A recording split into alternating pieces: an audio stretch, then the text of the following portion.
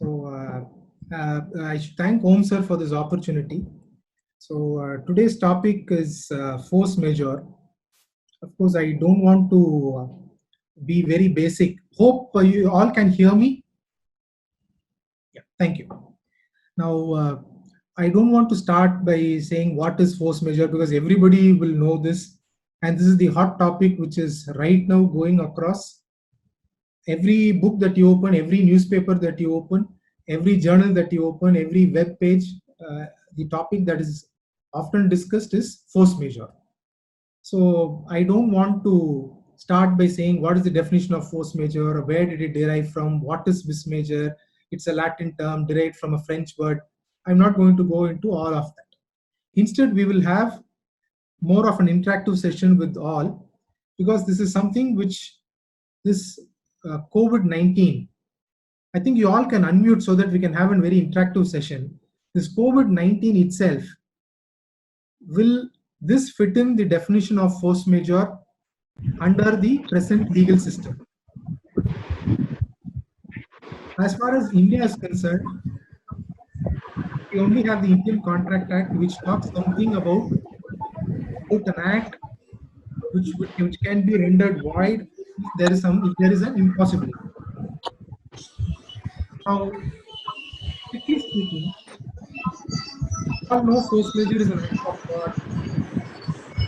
Intervening event, if an impossibility is caused due to an intervening event, won't be able to perform the contract, and therefore the contract can be called off or declared as void. And what are the subsequent consequences arising out of it? These are the basic things of force majeure. If you look at our act, Indian Contract Act, there are two provisions which would help you. This is, of course, Section 32, which is a contingent contract. I'm not going to go into the contingent contract.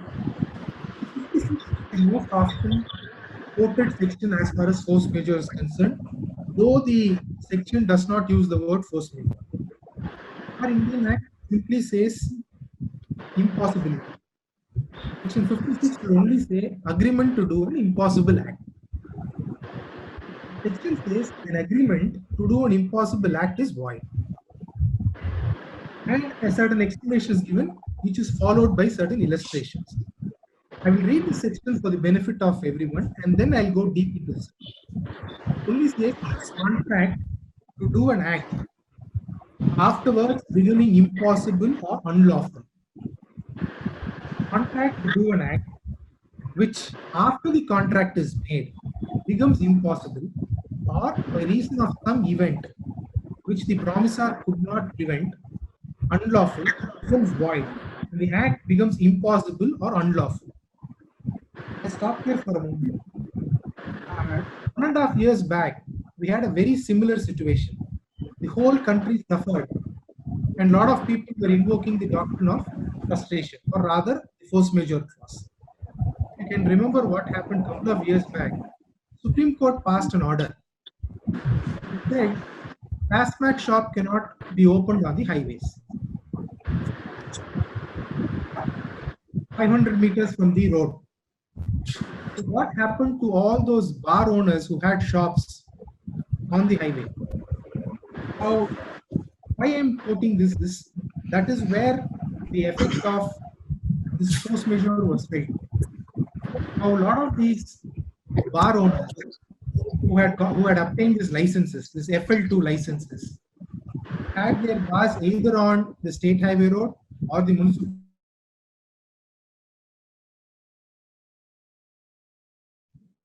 Now, once the Supreme Court order came, they were unable to go ahead. Can you all hear me? You are unable. They were unable to continue their business. Rishi, கொஞ்சம் ரொம்ப volume ரொம்ப கொஞ்சம் கம்மியா இருக்க மாதிரி இருக்கு. Little bit louder. Okay, my volume is full actually. Yeah. Okay. Now that's fine. That's fine. Yeah. These bar owners, when the Supreme Court said, if you all remember the petition moved by Balu in Supreme Court for closing down the bars. So an order came by which the entire business of these bar owners came to a standstill. They were not able to pay the rents. They were not able to pay that 10% license fee or share in the profit to the owners of the buildings. If you remember, this happened a couple of years back. Now, all the bar owners took a stand when these owners or when the partners of theirs who had expected that profit, these bar owners took a stand saying, this is a force majeure event.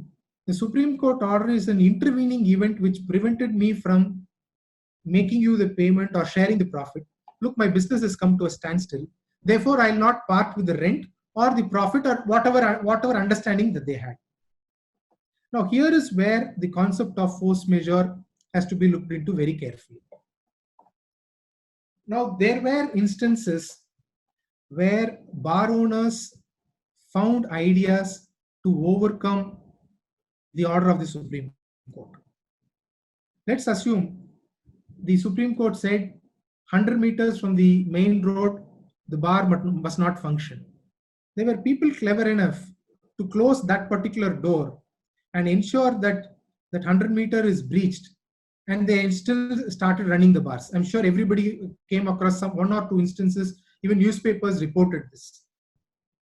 So when a party is still able to perform the contract, irrespective of the intervening event, whether that intervening event will still be a force majeure event.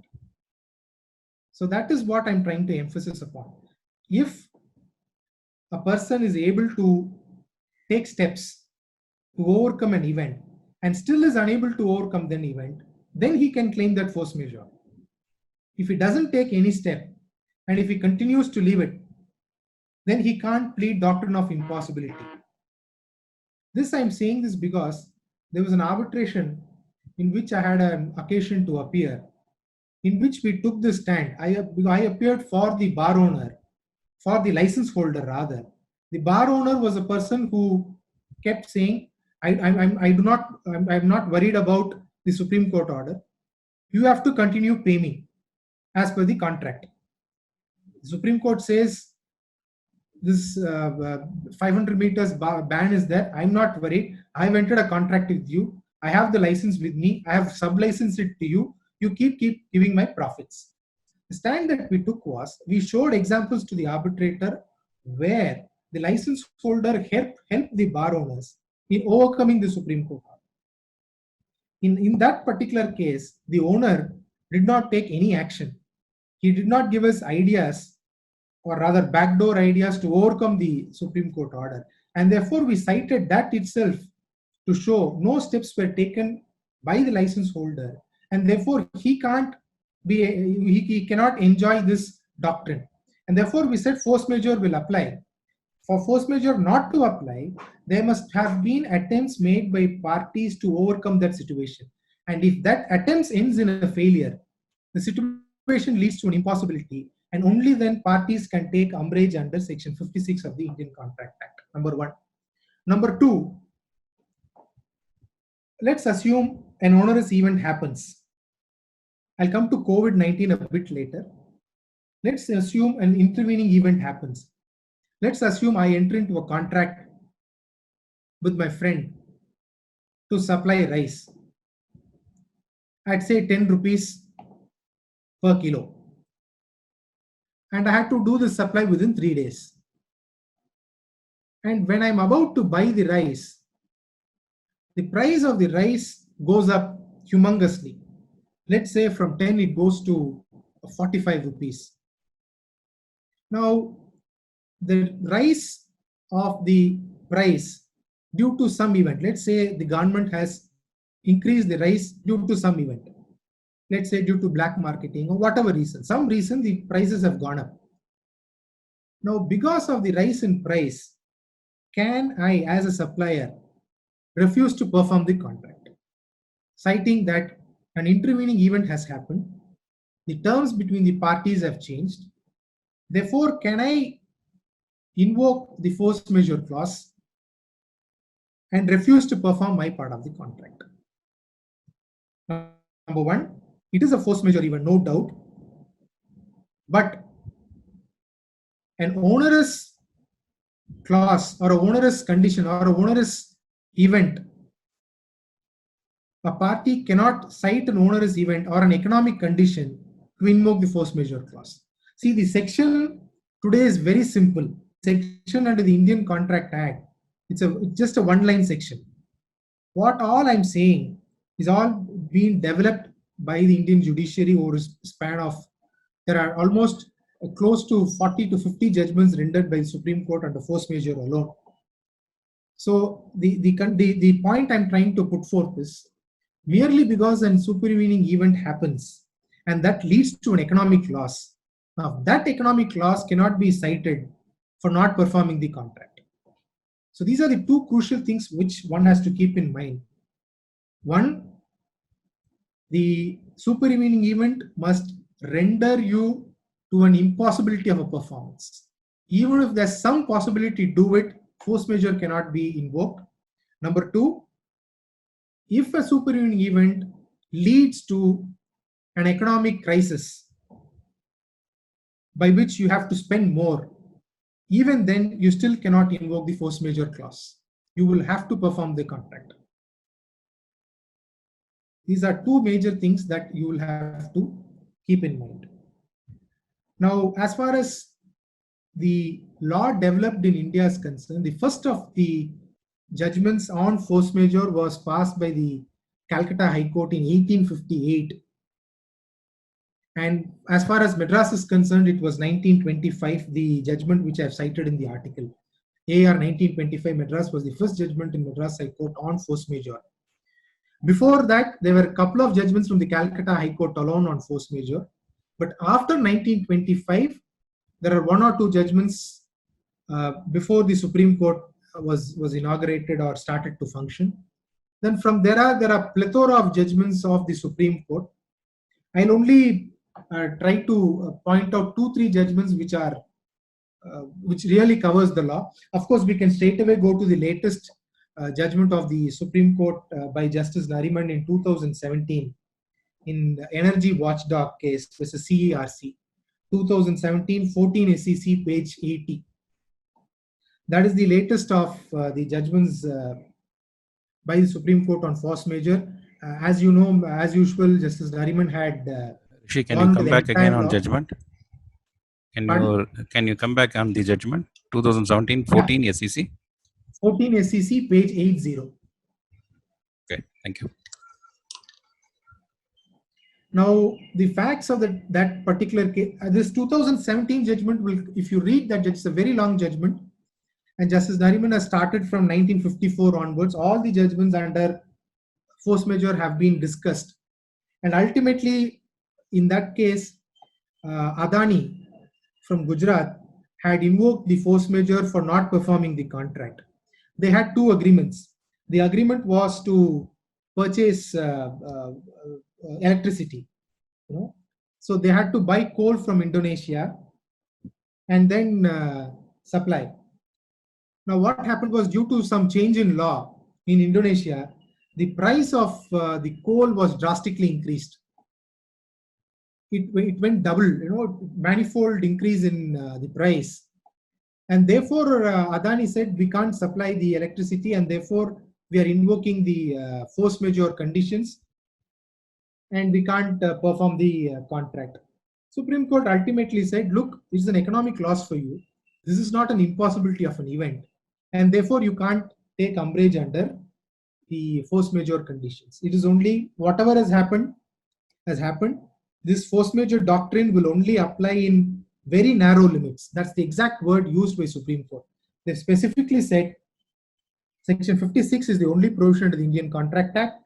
Number 2, this doctrine of frustration or force majeure has to be construed only in a narrow limit. Mere rise in the price or economics or expenses will not frustrate a contract. This is the ratio of that judgment.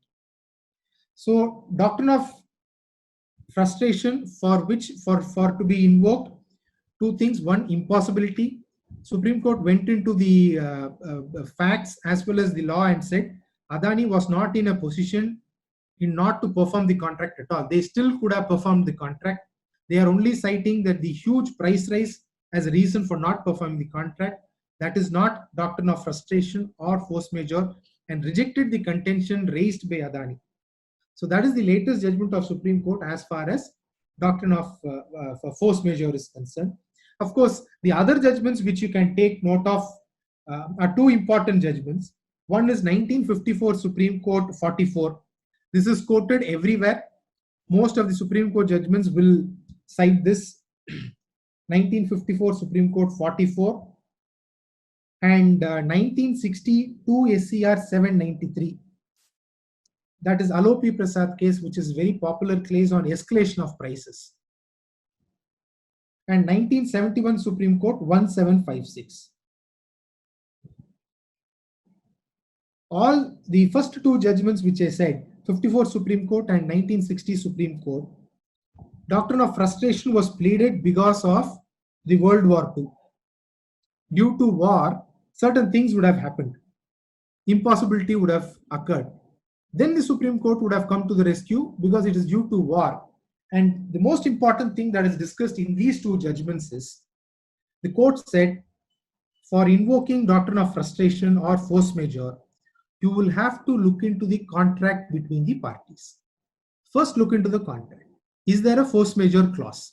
If there's a force majeure clause, what is the definition of force majeure clause given under your contract? Does your force majeure include the events which you are trying to plead now? Interestingly, 54 and 60 Supreme Court judgments, the clauses in their respective contracts had force majeure definition, and those included war as one of the reasons of invoking force majeure. Therefore, Supreme Court came to their rescue. Very interestingly, when I was doing some research on these force majeure clauses, if you go back for the last 30-40 years, I could not find any single definition, including FIDIC conditions, the word pandemic or epidemic being present in the force majeure condition, force majeure clause rather. But all those contracts that I looked into in 1918, 1920, 1919, or prior to that, included the words pandemic and epidemic in those definitions of force majeure. Strangely, after 1930 and 1940s, the word pandemic and epidemic have been removed in the definitions. I do not know the reason. Probably because as you know, the medicine improved, or due to technology, medical technology, probably nobody felt there would be a pandemic hereafter. Even the latest FIDIC clauses, if you see the international contracts, they have war, they have mutinies, they have a lot of other words that are used, which I've quoted in the article. But the word pandemic and epidemic is conspicuously missing from the definition of force majeure. Of course, force majeure always is an inclusive definition. You can always try to fit in pandemic or epidemic into the definition. That's a different interpretation altogether. I'm not going into that now. So probably in 1980s, there were circumstances of, there were instances of pandemic or epidemic in the early 1900s or the late 1890s. That is why these two words always found a place in all those English contracts. Strangely, afterwards, it has not been found. So today, the question which will arise is whether COVID-19 will fall within the definition of force majeure. As I said, force majeure is not defined in our act. It only says an agreement to do an impossible act is void. There was one argument which I came across during one seminar. Somebody told me that this COVID-19 is not an act of God. It is not a force majeure. It is deliberate. Of course, it is a theory that this came from human beings from China, and this could have been prevented. And it is the failure of all the governments to prevent this pandemic, and therefore, strictly speaking, this will not fall within the definition of force majeure. Now, let's assume for a moment that this argument is right. But what happened after the pandemic spread? One, WHO declared this is pandemic. This happened in February itself. Thereafter, as far as Indian government is concerned, they invoked Section 10, Clause 2 of the Disaster Management Act. And state governments invoked Section 2 and 3 of the Epidemics Act and passed a series of notifications or government orders, by which a lot of measures were taken. One was lockdown, two was social distancing. So strictly, lockdown and social distancing is what is preventing us from doing our regular activities. It is not COVID-19. It is a consequence of COVID-19 being declared as pandemic. Government has taken certain steps, and the steps taken by the government is preventing us from doing a particular act. Now, whether this will fall within the definition of force majeure or whether parties can invoke force majeure to recuse themselves or to prevent themselves from performing their part of the contract. Very interestingly, there have been certain clients who have called me and asked, their business is completely shut down from March 24th. Do they need to pay their rents for the next month? Can they invoke doctrine of force majeure and say, look, my business is shut down and I will not pay rents? There are parties who have also asking, who have rented out their properties like huge malls, where there are several properties and the whole malls are closed now. They are not getting a single pie rent. And the tenants have started saying, doctrine of frustration, we will not pay rent. Now these landowners are asking me, please help me. This was not, I should also help them in saying, this is not a force majeure situation. You are still entitled to ask for rent. So there are two kinds of people who are seeking to invoke this doctrine of frustration. Now, the answer to this is very simple. I'm only referring to the Hong Kong District Court judgment on this, because I could not find any other judgment straight on this point except for a judgment of, I have to rely on a judgment passed by a district court in Hong Kong. Even the matter is not going to the High Court there. Therefore, the first time I think we are going to discuss upon a judgment passed by a district court, which I've referred in the article also. In that case, what happened? There was an apartment complex. The landlord lets one particular flat to a tenant. There is a lease agreement. 2 years is the period of lease. Few years back, there was SARS, SARS, which is very similar to what we are undergoing now. It's also a respiratory syndrome. And when SARS was spreading through, people started to lock down themselves. And at one point of time, the Hong Kong administration said, the social distancing have to be followed, lockdown have to start, quarantine will start. In this particular apartment complex, there was somebody who had tested positive, and therefore there was a threat of the entire apartment being sealed. This tenant knew that something like this is going to happen, so he moves out of this apartment and stays somewhere else, stays in a different district. By the time he leaves, as expected, the government comes to this building, takes over the building, and asks everybody to vacate. 10 days, the entire apartment complex was shut down, and afterwards it was open. Citing this as a reason, the tenant terminates the lease agreement. It was a 2-year lease agreement. This happened in the 4th or the 5th month of the lease. He's saying, invoking SARS, he says, this is doctrine of frustration. I won't be able to pay your rents further, and hereby terminating the agreement. The plaintiff goes to the court. He files a suit in Hong Kong District Court saying, this is not a force majeure situation. What happened is this. These are the facts. 10 days, the entire apartment complex was closed down. The tenant himself had moved out, had stayed in a different place.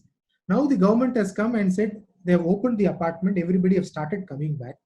Therefore, this man should perform his contract, should come back to my apartment and start paying the rents and complete the 2-year period. Very strangely, the suit was allowed. The court took the reason saying that force majeure cannot be invoked just simply like that by the tenant. It's a very narrow provision. The district judge traces the history of force majeure. He traces the history and goes to 1915 House of Lords cites those judgments extensively. And the ratio of the judgment is, this is a 2-year lease agreement. And the so-called SARS, the pandemic, because of the pandemic, the suffering of the tenant was only for a few days. It was close to 2 to 3 weeks. And therefore, for a 2-year agreement, the suffering was only 3 weeks. And therefore, the proportionality is not, there's no proportionality in invoking the doctrine of frustration. And therefore, the force majeure was denied to the tenant. And he was asked to pay the balance rents, or he was specifically directed to continue as a tenant. Very interestingly, the judgment talked of doctrine of proportionality, which is not being touched upon by our judiciary till now. Doctrine of proportionality is brought into this. They compared the 2-year period of the rent with the suffering period. The suffering period was about 15 days to 21 days. And because you suffered for 21 days, you cannot terminate the contract citing force majeure conditions, and the tenant was asked to perform the part of the contract. So this is something which is new, which has been developed by the Hong Kong courts. So proportionality came into the picture.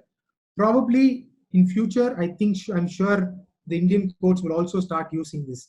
Now, I cited this judgment because the number of queries that you are all going to get in the near future will be on the rentals.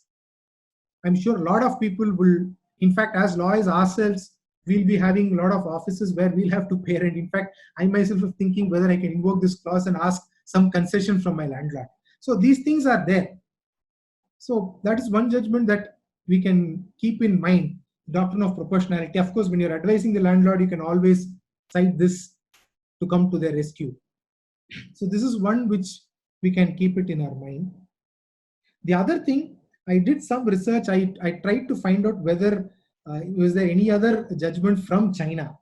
In fact, there is one which I came across, which is still pending. During SARS in 2003, there is one case pending in the Chinese High Court, but I'm not able to get that judgment. Very similar interpretation on force majeure with respect to SARS, because there also administrative action was taken by the government. Quarantine and lockdown was done. However, they could not proceed further, and somebody had gone to the Chinese High Court, and the matter is still pending in Chinese High Court. So if somebody can come across the judgment of the Supreme Court of China, it's called the Supreme People's Court of China. If somebody can come across that judgment, it will be helpful. I'm not able to get it. I tried in 2-3 places, but I was not able to get the judgment. So I'm informed that something similar is pending in the Supreme Court of China. The other interesting case is, of course, you would have come across a lot of maritime cases where ships are not able to enter into the seas of one particular country. So a lot of judgments on force majeure, which would give you a complete overall look of what is force majeure condition.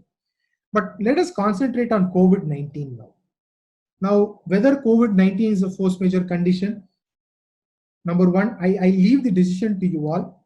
Number one, WHO has declared it as a pandemic.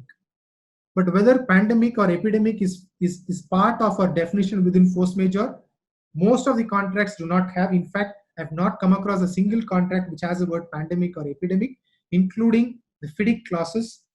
Two, very interestingly, after COVID-19, what the Chinese government did was they started giving something called a force majeure certificate. So if a company goes to the government and applies for a certificate saying, because of COVID-19, I'm not able to perform the contract, the Chinese government gives a certificate called the force majeure certificate. And these certificates are used by them to take umbrage under the contract. And Chinese government is aggressively giving this to all their companies wherever there is an international contract with some other contractor in other countries. So I'm sure even Indian parties will suffer if they had a contract against the Chinese, and if the Chinese fellow did not perform, they will produce this certificate which the government themselves have given to the Chinese party. Something very interesting which we can take note of. And another thing, whether COVID-19 is a force majeure, one, travel restrictions have come. so you are unable to perform. As I already said, Disaster Management Act has been invoked, Epidemic Act has been invoked.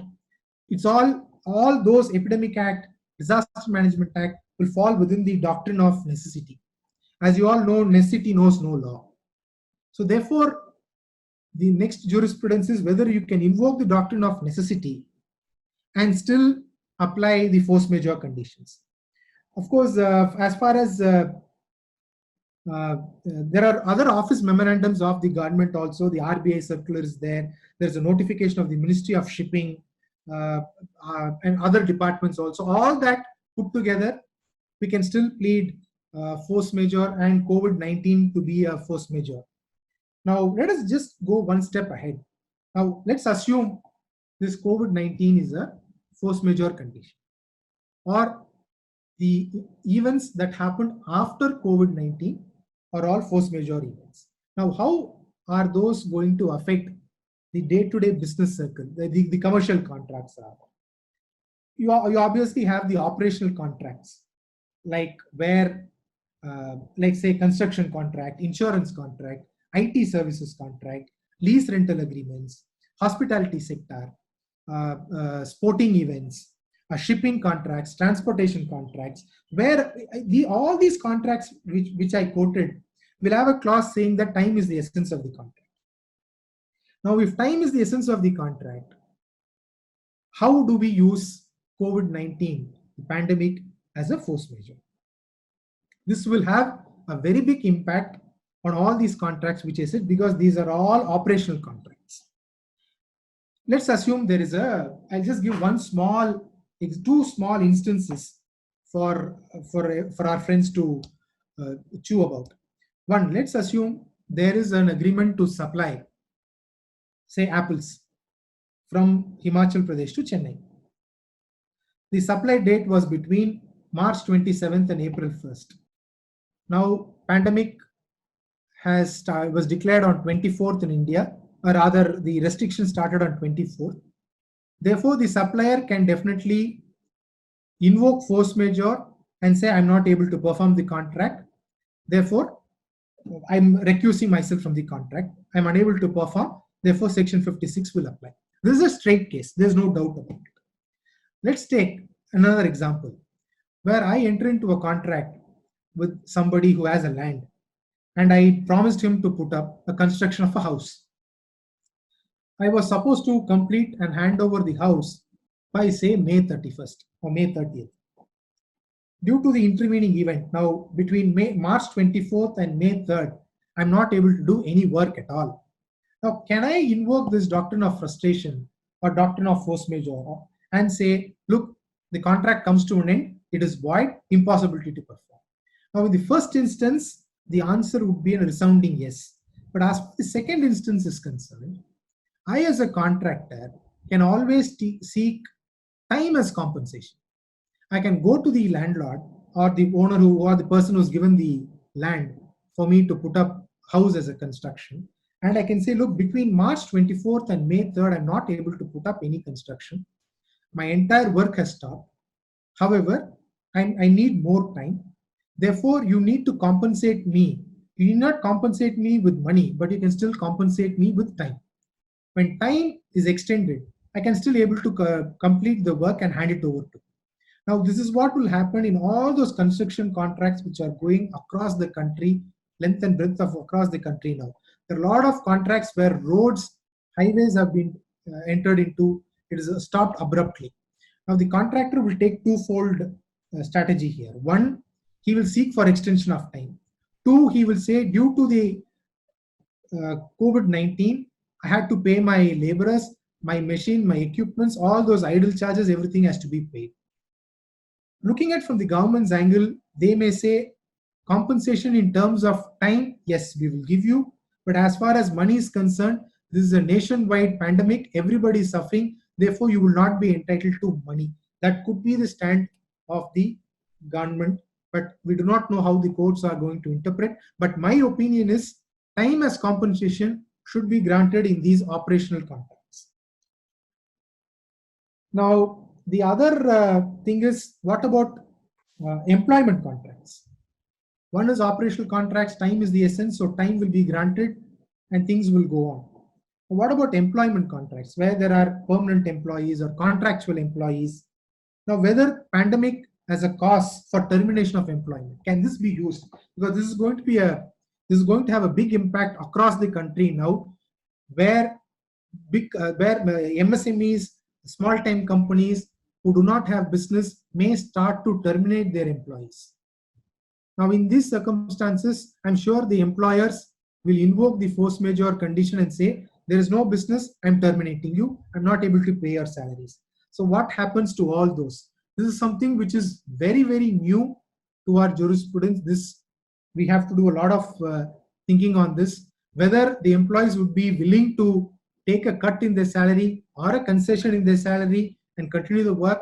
And for example, IT companies, mid-level IT companies, I'm sure they will start to terminate hundreds of employees like this. So what impact this will have on employment contracts has to be weighed in, thought about also, because this involves livelihood. In operational contracts, there is no livelihood involved, but in employment contracts, livelihood is involved. And livelihood, as you know, we had a session by Mr. Sundar on Article 21. So when that comes, whether force majeure can be invoked by the employer is something which we need to keep in our minds. Then, of course, you have financial contracts. Now, interestingly, none of the financial contracts that you have will have a force majeure condition at all. Let's say you take a loan from SBI or any other, subject to correction, Mr. Om Prakash can correct me. To my knowledge, I don't think force majeure clause is ever present in a financial contract. A loan agreement or a home loan agreement or a vehicle loan agreement, any type of financial arrangement, there is never a force majeure condition present in those contracts. But can people, of course, let's say I'm not able to pay my EMI for the next 2 months. Can I go to the bank and say it's a force majeure situation, I'm not able to pay my EMI? The answer is, of course, the bank will say there is no force majeure condition in the contract, therefore you can't. But luckily for us, the RBI has come out with 2 circulars. One, they said this moratorium period is applicable, where the EMIs are simply postponed. Probably you can use that and take umbrage under that and postpone your EMI. But of course, there is no write-off situation, which means this 2 months moratorium, you will have to anyway pay it along with interest. This is what my understanding of the circulars issued by RBI. So the point is, none of the financial contracts have a force majeure condition to my knowledge. A typical financial agreement does not have. So therefore, for the person who has taken the finance or the loan, can he take umbrage? Because all the Supreme Court judgments have said, for you to invoke force majeure, your contract must have a force majeure clause. Now, that is the basic law as far as the Indian law is concerned. Now, in finance contracts, you don't have a force majeure clause, but can the party still invoke Section 56 is another question. Of course, as I already said, financial agreements, government has given certain reliefs like moratorium and all that, but that is, of course, subject to interpretation tomorrow, and Mr. Om Prakash can throw more light since he's more on the banking side. He will be able to help us out of how the banks are looking at it. Now, this is one aspect of it. The other aspect is how far has COVID-19 impacted our day-to-day lives, and how far can this doctrine of force majeure be invoked and used if there is no contract at all. I can still use the finance agreements itself, because there is typically no force majeure clause. Can a defaulter, I would say, let's not use the word defaulter, can a person still invoke Section 56 and say, because this is a pandemic, I'm not able to pay, I'm not in a position to earn? And of course, the government is trying to help. And now, during the pandemic, another circular had come under IBC, which said the limit from 1 lakh, it has been pushed to 1 crore. As far as IBC is concerned. So that has come. And number 2, there is also a news which says the Section 7, 8, 9 could be suspended for 6 months under IBC. So if the situation continues. So as far as financial contracts is concerned, I'm sure with these notifications, the party who is suffering can take help of these notifications and still use these doctrine. Now, apart from it, where else can the COVID-19 affect? Apart from the contracts, the other thing that can be affected is, of course, the judiciary, how the COVID-19 is impacting our judicial system. You all know how it's bad affecting us. And where are we now? Where are we right now? When you all know how the Supreme Court very quickly and on 15/3/2020, Chief Justice Nageshwar Rao and Surya Kant, three judges, have passed an order of saving limitation. So that is one help. The judiciary themselves came out and helped us during this COVID-19. Of course, in this COVID-19 itself, there are other circumstances. For example, let's say I had to issue a 138 notice. The Supreme Court's order talks only of filing, the limitation on filing. Now, what about 138 notices? Does that Supreme Court order apply to this also? The problem is I can prepare a 138 notice, but I'm not able to send it because there is no postal service, there is no courier service. Now, can I still seek for further limitation? Interpreting in an overall manner, in harmonious manner along with the Supreme Court order, I'm sure the courts will tend to help us, but this is something which we can think of for our brains to chew about. And of course, I also read a recent Delhi High Court judgment which has extended this 29A section for further arbitral proceedings. So apart from the contracts, as lawyers, we would be coming across the impact of COVID on judiciary directly, which is something which we have to think and decide. And the other thing is, what about income tax, GST, the other taxes? Of course, extensions have been given by the government for income. For TDS also, there is some circular which says you can do it up to May. For GST also, some waiver of late fee and penalty fee has been given. And of course, if you donate the money under PM Care Fund, you are getting benefit under 80G. And the right of filing an appeals before the commissioner, all that is, though it is protected under the Supreme Court judgment, still the CBDT has issued circular saying all that extension in time would be given, so nothing to worry. At the same time, I also wanted to find out what the other countries are doing as far as tax implications are concerned. Now, interestingly, Australia, if you look at Australia, they have given 50% wage subsidy to the employers. They're giving assistance to the business people. Depreciation deductions have been done at a much earlier in point of time. Only after that was done, our Indian government woke up and came out with this circular saying, if you have a refund of up to 5 lakhs, we will do it immediately. That too only up to 5 lakhs. In fact, Belgium has gone one step ahead. They are giving, what should I say, this VAT, they have VAT. They said you do not pay VAT, it's all exempted, all the fines are exempted, defaulting interest default will not be considered, you can continue. And China, very interestingly, China, no VAT on medical services, catering, accommodation services, and in fact, for hairdressing and laundry also, they waived off VAT. And for the other things, for example, mask and protective clothing, it has been completely waived off. For the other small businesses, they have reduced the VAT rate from 3% to 1%. And as far as France is concerned, I was able to just check. They are saying they are willing to give a tax rebate completely. The European Commission is also in discussions with the other countries to find out how they can help their businessmen due to COVID-19.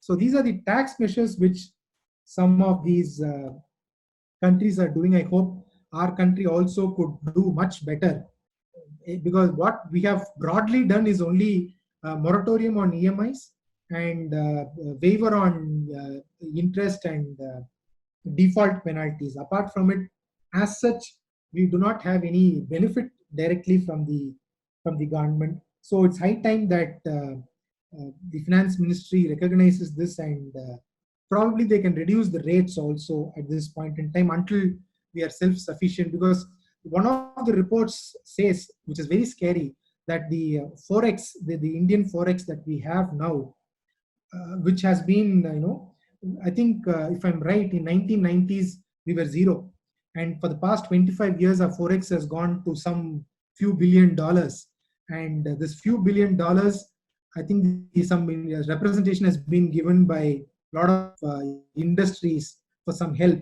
And if the government is considering that and trying to give money, 80% of the forex will go off, which is a very alarming situation as far as the country is concerned. So it's high time that the government does something to ensure that there is cash flow, and so that the businesses continue. I think the best solution would be for tax rebates, tax holidays for some more time. Of course, the next corollary question is through how the government will earn. What will be the revenue model for the government? That is something which the government has to seriously think about, because we are in a very unprecedented situation which has never come across anywhere. So this is a threat. A threat will always have an opportunity. So this is an unprecedented opportunity as well for a lot of people, because I've come across businessmen who are completely shattered, who are in transport, tourism, hospitality. They're completely gone. They're actually washed off. This is one side of the coin. The other side, there are people who are worrying about how to pay the next EMIs. At the same time, there are people who are worrying about how to have their next meal. So we have two huge sets of people. I'm sure the government is concentrating on the lower strata now, because there's one report which says the number of people going below the poverty line will increase dramatically after 2 months' time. So that is something which the government will think of and do something on it. Of course, coming back to our topic. So overall, so to invoke force majeure, you must have a contract. Your contract must define what force majeure is. If your contract does not have a force majeure, Supreme Court has said you can't invoke doctrine of force majeure. There are instances where you take umbrage under, you can interpret 56 to suit you. But the most important thing is the words of the contract, which will help you. But unfortunately, pandemic or epidemic has never been part of the force majeure in the recent contracts that you could see. Very strangely, I didn't find any contract having the words pandemic or epidemic except in 1918 and 1919. Very interestingly, the agreement that China had with USA, I'm sure you should have come across this. When the Chinese signed it, they included the word epidemic in the force majeure clause. So Chinese knew it. In January, when they signed the contract with US on a trade deal, they specifically included the word epidemic in the force majeure. Probably they knew that something was happening, and that is why they included the word epidemic. So therefore, ultimately, what I throw open to you all is whether COVID-19 will fall within the meaning of the force majeure.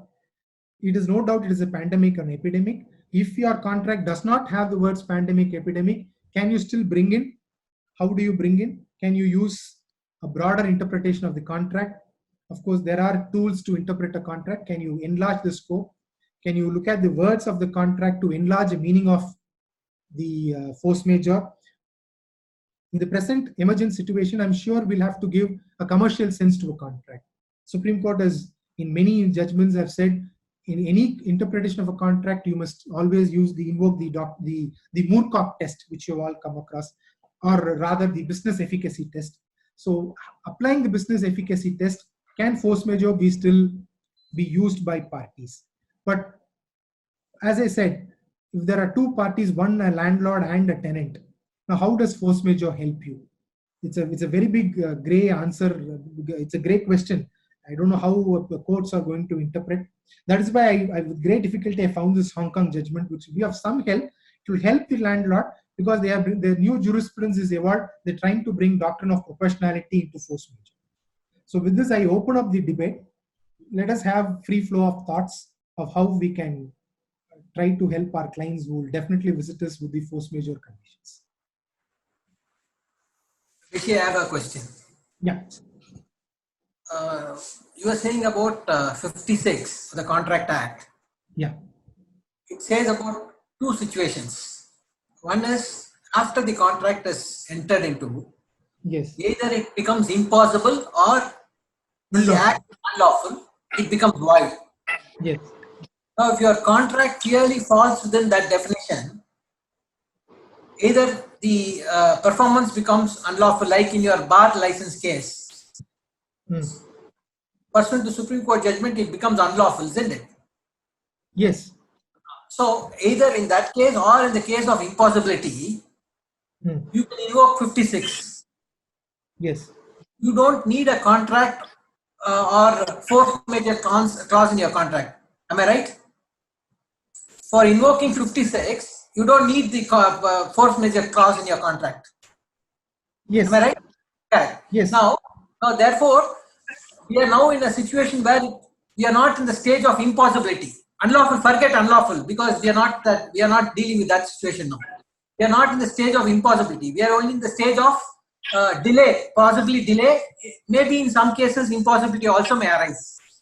So far as impossibility is there, you can invoke 56. Therefore, force majeure need not be there. Am I right? Correct. Correct. Correct. So far as delay is concerned, you are saying there must be a force majeure clause. It depends on what contract that you have. Correct. Is it an now, operating contract, a financial contract, or an employment contract? What is your contract? Correct. So, okay. All these issues, are they not covered by separate enactments? For example, you are talking about finance agreements. Is it not covered by Transfer of Property Act? Is it finance agreement? It's also, yes, an agreement, but ultimately, is it not Transfer of Property Act which will prevail? But I'm thinking aloud. I don't know. I'm thinking aloud. That is one thing. I don't think TP Act provides any solution for eventuality like this. No, I agree. But ultimately, the question will arise whether the TP Act will apply or, I'm home, people like home. See, but the point is, in any contract, your Contract Act will govern. The provisions of the Contract Act will govern. Of course, you can borrow the definitions of certain words or things from the other acts. For example, for sale agreement is also an agreement where Indian Contract Act will apply. But the definitions of sale or sale agreement, we are borrowing it from the TP Act only. Okay. But another knowledge does not provide for any municipalities like this. Okay. Another thing that as you were talking about pandemic. No, it is really not pandemic which is preventing us. So supposing I am personally affected by, say, COVID virus, I can say pandemic. I have not said pandemic in their contract, but this is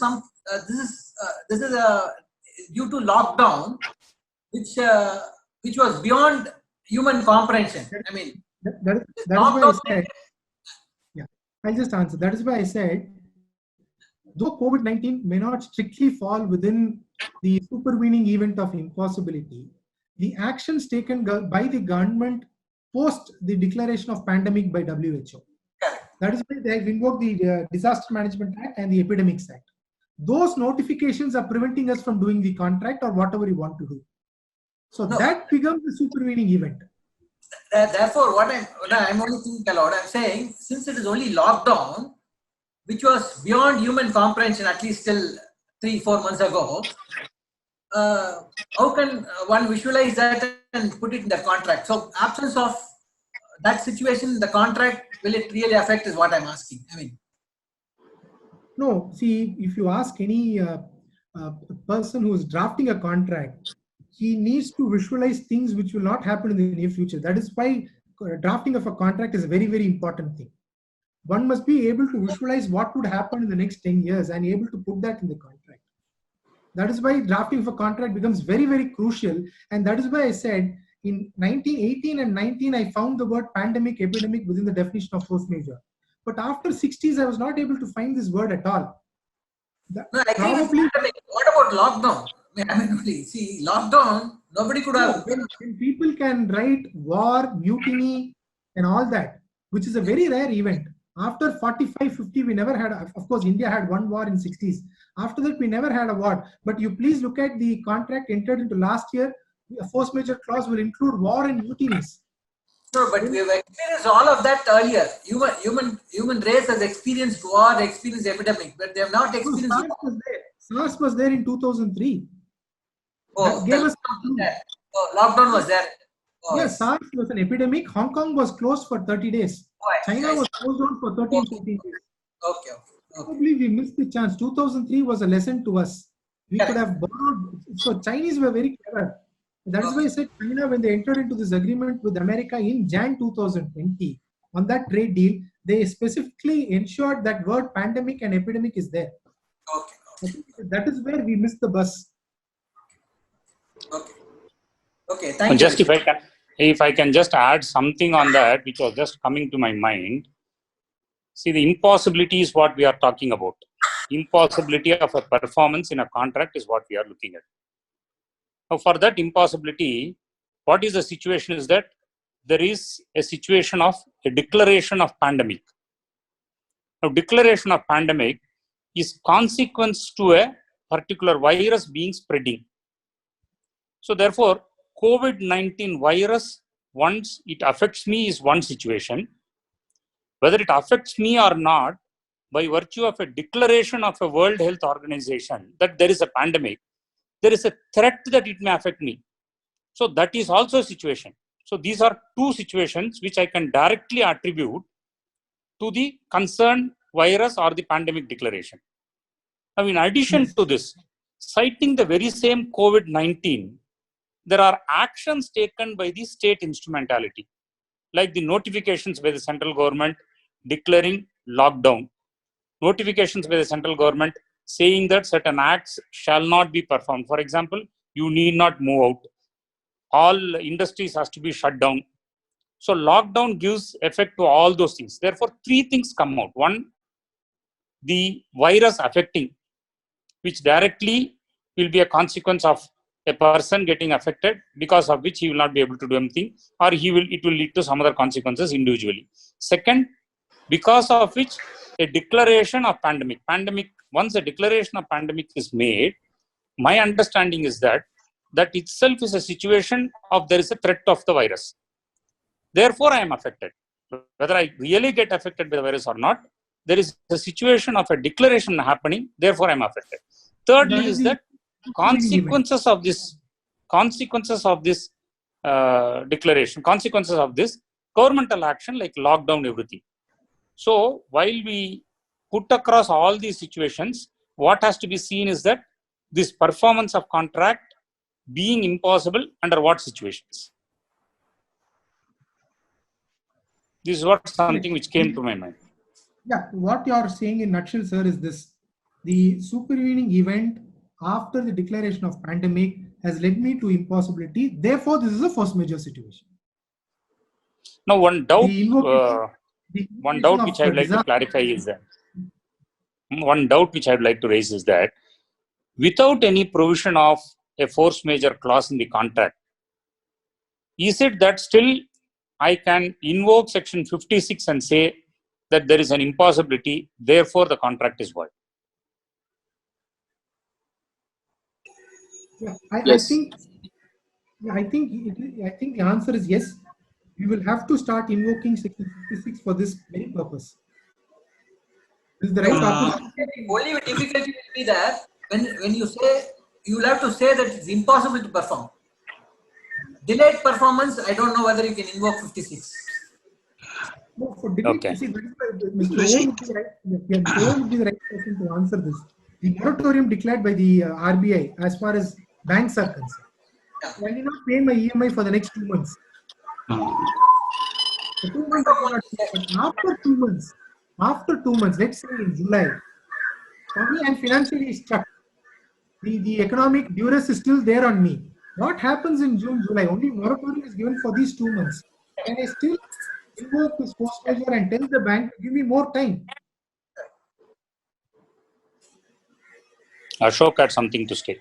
Yeah, just in complementary to what Om sir said, Rishi, just one thing, whether this pandemic will become a clause where to invoke 56 or not is one part. But then why we are not all thinking about is because of the Supreme Court judgment which says, unless otherwise there is a clause for force majeure, you can't enforce. What is the reasoning for that? The Supreme Court has said that there should be a clause. Why the section doesn't talk about any precondition? that it should be a part of the contract or something like that. It doesn't say anything like that. Section says Yes. contract to act afterwards. The words used is contract to do afterwards. So the presumption is you have a contract with you, which is governing the parties, and there is a supervening event which happens, and we have to look into the contract to see whether there is any remedy given for that supervening event in the contract. And in all those Supreme Court judgments, there were contracts, and most of the judgments were all with respect to high seas, where they bring oil or mustard or whatever into our country, and they're unable to perform the contract. That is when they go into the contract and see the definition of force majeure within the contract. And then such an interpretation is given. Because the words, 4 words used is contract to do and act afterwards.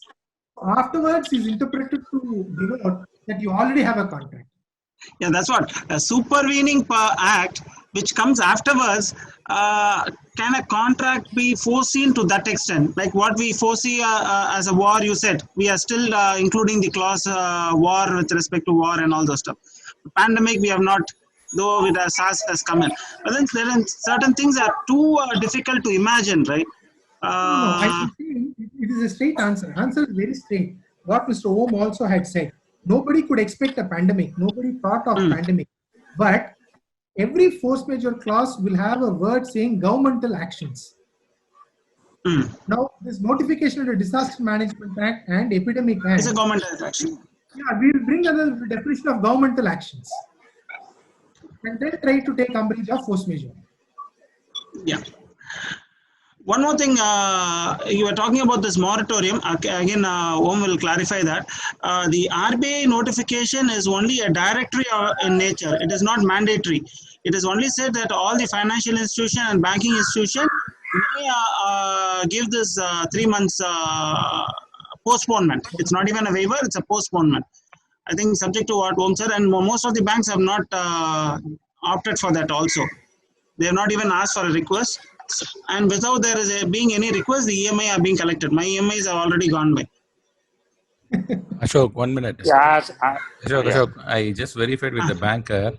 Banker told me if you want to waive, if you want to go for that moratorium, you have to send an email to the bank. That's what that depends on certain banks. See, HDFC has sent a notification message saying that if you want, you have to. SBI has not sent anything, but it said we are giving you this postponement. But there too, they have directed it, provided you also send a mail and confirm it. Yes. Certain private financial institutions have not opted for this at all. They are charging. Mahindra & Mahindra are charging it. In fact, they are calling the customers saying, they are calling the customers and saying, if you don't pay, okay, you can think about it, but then all these interests will add up to you and you'll have to pay more. So they are literally, they are not very sure, but they say they're not giving it as it is. Correct. That is why I said the finance ministry must do much more. True. Australia has done much more. China is far ahead. Belgium is doing a lot of things. France is doing. We have not technically done anything except for preparing a moratorium. We have done a lot. Yeah, as regarding these financial agreements, financial transactions are concerned, as Rishi was pointing out, it never happens, it never provides for any force majeure clause. Because financial contracts, the obligation is only payment. See, there is no other correlating event to happen. Like in case of employment contract where you have to perform, then you are entitled for a payment. Like in case of other other contracts, like supply, everything where there is a supply and all. In cases of financial contracts, only obligation is that you have to pay because you have already taken a loan. So it doesn't provide for force majeure clause. What can happen is only cases where intervention of the government happens. If there is no intervention of the government, then agreements have to be performed. This is one thing. Now, as far as this COVID is concerned, what RBI has done is that it has come out with a general guideline circular notification saying that there will be a moratorium period of 3 months. Now, as regarding this moratorium period, RBI being regulator puts in place a system. Now, as far as my understanding is concerned, it will not be open for the banks or other persons to say that, no, I will not go by that. I will still ask you to pay and all. That is not the situation. But whether you opt for it or not is a request which you have to make. So in absence of request, the notification does not automatically provide that there will be a moratorium. So this is what I got it clarified also. They said that RBI has come with this. Now it is for the individual customers to approach the bank saying that in terms of which I require a moratorium. In which case, the automatic debit or ECS, nothing will happen. So that will be put on hold. Now, one more clarification has also come saying that if in case there is default, for example, there is one particular query which was raised by a customer of HDFC saying that I have sent a mail to the bank saying that I want to avail the benefit of moratorium as declared by RBI. Therefore, give me a 3 months moratorium for the payment of EMI. Now, it doesn't stop on interest accruing and all. Interest will continue to accrue. Only thing, payment obligation will not be there for these 3 months. Now, bank conceded to this mail and they have also sent a reply saying that your mail has been received. It is accepted by us. Post this, what happens is that, as in the case of regular defaults, whenever there is no EMIs paid, there is a charges which are debited. So this person's account got debited with a charge of 500 rupees, saying that EMI has been defaulted. So he has come up with a query saying that how can it be done? Then we have asked him to again send a mail to the bank or talk to them. Then it was mails and they said it is a system generated, it is a mistake, we'll rectify. So all these banks are now provided with software. So they have got all systems in already placed. So in terms of all these regulations which are coming moratorium, they have to reverse those things. They may not be able to immediately stop it, or may they have to come up with some system which will stop. So whatever it is, in terms of the RBI regulation, the request has to go to the bank. If a request goes, they cannot deny that. This is the position. Now, this request is only for postponement. It is not giving you any monetary benefit. Instead of paying this month, you have to pay it after 3 months. That either your EMIs will get extended, or if you are agreeing, your EMI amount will get increased month to month, whatever it is, that is all left to the individual arrangement between the banks and the customers. RBI doesn't say anything on this. So this is one aspect of it. As regarding financial assistance or support, till now, government has not come out with any big thing. But one thing which I heard is that I am yet to get the notification. One thing which I heard is that there is a ministry, finance ministry's directive to the banks saying that because of this COVID persons being affected, they have said you have to extend certain assistance. Those assistance, as of now, what I heard is two things. One is, if a person has a regular account with the bank where there is no default and he has been operating, and suppose a situation where he has got a limit of 30 lakhs, the directive says that if it is a working capital limit, he can be given 10 lakhs without any further security documents or anything. So this has also come into place. I have cross-checked with one customer who had a 30 lakh limit. It was with Union Bank of India or UCO Bank. He has wrote to them saying that I want to take the benefit of it. Bank has agreed and said that 3 lakhs immediately we are giving you working capital. So this is to make sure that this business people don't default on the salaries or anything. So that is one directive which has come, which practically I have got confirmation, but I have not seen the notification. So 10% of all working capital limits will be provided as an ad hoc limit. And this ad hoc limit, what they are providing, will have a moratorium of about 6 months. So if you take 3 lakhs today, there is no requirement to pay any dues for a period of 6 months, but interest will accrue. And the repayment schedule can be for a period of about 5 years. This is one thing which I heard has come into place. Similarly, if the business people have availed term loans, establishments have availed term loans, they are entitled for another 20 lakhs as an enhancement. These two directions I have heard has come. It doesn't give you a financial benefit as it is, no waiver or nothing, but it gives you a cash flow so that for these 2 months or 3 months to keep the business floating, to continue with it, you have a cash flow you can manage. So this is two things which has come into place. As far as Tamil Nadu government is concerned, I have heard that there is one directive which said that in cases of manufacturing facilities which are now struck down and blocked, if the manufacturing unit is able to start their manufacturing activity by July, and if there is a requirement of additional capital to be spent on it, the Tamil Nadu government has come forward with a scheme through TITCO or something, saying that they will give you a subsidy for that. Suppose if I have to spend another 50 lakhs to make my unit going, my manufacturing activity to continue. And by July, I start that activity also. Then out of that 50 lakhs, 10 lakhs or something, or 8 lakhs or something, which is what the government will give you as a subsidy. So these two things, as of now, I have heard. I am also trying to get those documents. But in practice, I have heard that this is come into place. So this is what is there. No other waiver. One more thing which I have heard is that a petition has been moved before Bombay High Court seeking waiver of interest charging for this period. So that also we have to see how the courts are going to react and come. So effectively, if you see, because of Section 56 of the Contract Act on the impossibility on a natural disaster like pandemic being declared and the government having declared lockdown, there is a case for people to say that the interest should not be charged for this period.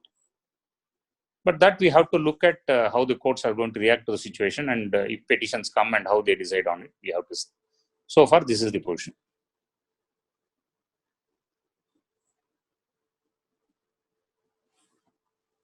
So, the government, so it's right time that the government does more. In short, what Mr. Om says is the government should do more. Yes, if the businesses has to sustain and people have to continue their livelihood, there should be something which the government has to come forward. Only if the business sustains, we'll be able to sustain. One point we have to note it here, especially for financial contracts.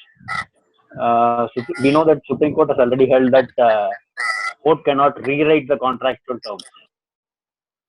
In such a situation, under financial contract, if any borrower or defaulter wants some kind of waiver, it should come from the government, not from the financier. Why not? Why not? See, because as I said, we are in a very unprecedented situation. This is an extraordinary situation. So extraordinary situation requires extraordinary measures. It's an unprecedented threat. So it's an unprecedented opportunity for the court to interpret it. Normal times, yes, you can't interpret it. But today we are in a very difficult situation. The situation is not normal. It's an abnormal situation. So I'm sure you can interpret contracts to suit the times.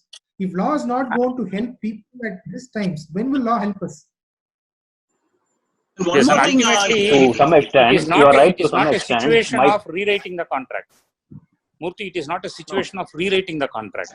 It is a case of bringing it within the ambit of Section 56, saying that there is an impossibility by account of this pandemic. On such, see, if I enter into a finance contract, I take money for the purpose of doing a business. Now, how do I commit for that? Based on whatever cash flow which I am looking at, based on whatever transactions which will happen, based on whatever turnovers the business is going to do. This is my basis.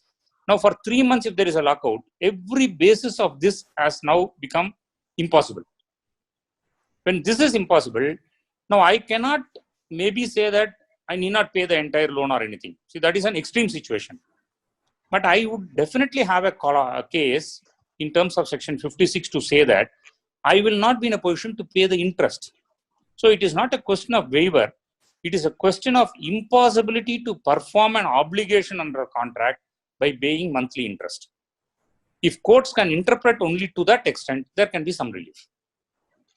One more thing, if the bank... That's what I am telling. Sorry, if the bank... What I am telling, court can only postpone the installment or restrict the imposition of interest. We can take example of the agricultural loans. During famine, what the government will declare is all the loans given for such particular crops are waived. Which means that the government will be paying to the financiers, like State Bank or whatever the bank who granted the loan, and the financiers are not at loss. Only the government takes the responsibility of the payment, and the end user, the borrower, the farmers are making benefit of it. Correct. So, Murthy, one more aspect there. Here, what happens is if a person borrower is asking, it is waiver. But in the case of the bank providing it, it is only reducing the obligation of the other party to perform as part of the contract. Always one party can see that the other party's obligations are reduced. That is not going to influence the contract. That will not be a unilateral decision. That unilateral decision is acceptable. Only the other way around of the unilateral decision is not acceptable. So I think even there we can go ahead with the contract. We will have another 15 minutes time. So if any other person has any doubts or any point of view, you can also contribute. By 4:40, probably we will end this. Landlord-tenant relationship was what we have to see. The earlier act governed it. Now, the present act, I do not know about the present act. What does it say? Present act is mostly contractual, I think. It also deals with the Yes. based on contract, isn't it? Huh? Yes. So, Statutory protection or statutory imposition is now reduced. now reducing is mostly contractual. Yes. How do you deal with that situation? That there'll be some difficulty in that because the two private parties, one needs rent, the other person anyway is enjoying the house. For example, if it's a house. See, tenancy issues, this is the precise issue. See, if you say that my office is locked, I'm not able to pay the rent. This is from the point of view of tenant. Correct. Now, from the point of view of landlord, he also has a case say that even if your office is locked, still you are holding a possession of it. Correct. Whatever things you have, you are kept it there. See, even if it is not a functional office, it's still a storage office. Correct. So warehouse is there. I didn't have the benefit of the property. Correct. So if by virtue of an impossibility, if you are not able to do, but still I have a benefit of it, then it is different situation. But landlord-tenant situation is very, very unique because both will get affected. Correct. Any others to have any doubts or anything?